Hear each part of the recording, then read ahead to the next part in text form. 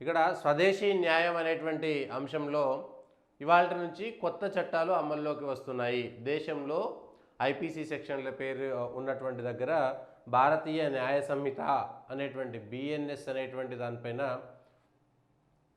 భారతీయ నాగరిక్ సురక్షిత సంహిత సిఆర్పిసి, అది ఐపీసీ సెక్షన్ల పేరులో బిఎన్ఎస్ అనేటువంటిది వస్తుంది. దీనికి సంబంధించినటువంటివి కొత్త చట్టాలపైన అనేకమైనటువంటి చర్చలు జరిగినాయి, పార్లమెంట్లో చర్చలు జరిగినాయి.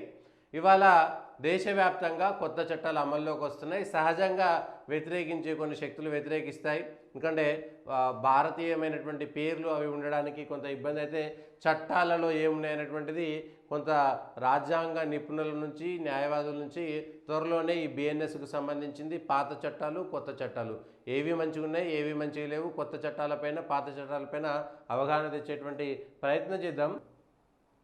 ఇంతకంటే దారుణమైనటువంటి పరిస్థితి. మరి స్వదేశీ న్యాయం ఉండాలన్నా వద్దా, భారత న్యాయ సంహిత ఉండాలన్నా వద్దా,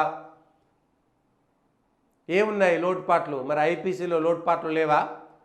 ఇంకా బ్రిటిష్ కాలం నాటి చట్టాలనే మనకు గొప్పగా ఉన్నాయా? బ్రిటిష్ కాలం నాటి చట్టాలు మాత్రమే మనకు అచ్చొస్తాయా? భారతదేశం ఏర్పడ్డ తర్వాత, స్వతంత్రం వచ్చిన తర్వాత 75 సంవత్సరాల తర్వాత కూడా ఇంకా ఈ కలోనియల్ మైండ్ సెట్ ఎందుకు ఉండాల్సినటువంటి అవసరం ఉన్నది?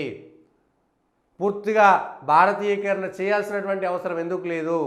ఒక్క భారత న్యాయ సంహితలో కాదు, ఇంకా విద్యా విధానంలో కానీ, రెవెన్యూ విధానంలో కానీ, పరిపాలన విభాగంలో కానీ, పోలీసు విధానంలో కానీ, ప్రతి దాంట్లో కానీ పూర్తి స్థాయిగా భారతీయీకరణ చేయాల్సిందే. మధ్యలో వచ్చినటువంటి ఈ మొఘల్ సామ్రాజ్యాలకు సంబంధించినటువంటి కానీ, బ్రిటిష్కి సంబంధించినటువంటి ఏవైతే ఇంకా అక్కడక్కడ నకలుగా కనబడుతున్నాయో వాటన్నిటిని తీసేయాల్సిందే. ఇంకా ఆ చట్టాలను కానీ, ఆ సాంప్రదాయాలు కానీ, మొఘల్ సాంప్రదాయాలను, బ్రిటిష్ సాంప్రదాయాలను కూకటి వేళ్లతో సహా భారతదేశం నుంచి తీసివేసినప్పుడే ఈ భారతదేశం బాగుపడుతుంది.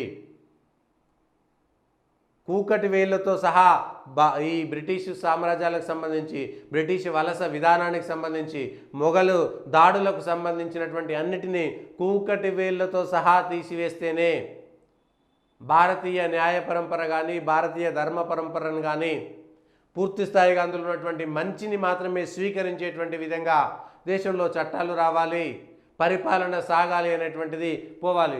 భారత న్యాయ సంహిత కానీ, మిగిలినటువంటి అంశాలు కానీ ఏవైనా సరే పాటించుకోవాల్సినటువంటి సమయం ఆసన్నమైంది.